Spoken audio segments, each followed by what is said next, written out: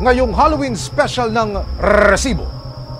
Hukayin natin ang mga kwento ng kababalaghan gaya ng sementeryong tila ba nalubog na sa limot sa Bulacan.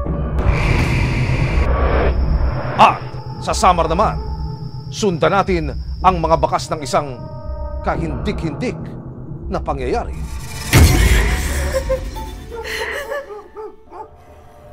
Na resibuhan ng CCTV footage na ito ang isang babae habang lumalabas ng banyo ng isang boarding house. May bitbit siyang timba palabas ng garahe. Ang umaaligid na aso, inamoy-amoy pa ang laman ng timba. Ito raw ang huling pagkakataon na nakuna ng CCTV ang 19 na taong gulang na babae sa boarding house. Saan po ba yung Kasama ang barangay, tinunton ng resibo ang paupahan kung saan daw nagsimula ang lahat. Kwento ng landlady ng boarding house na itatago namin sa pangalang Arlene. Anak niya mismo ang unang nakakita sa nakakapanghinang pangyayari.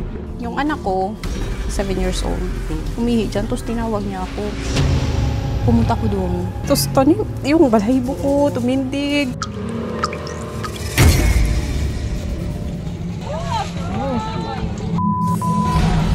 Ano nga ba ang natagpuan ng mga residente sa mabahong kanal sa kanilang lugar?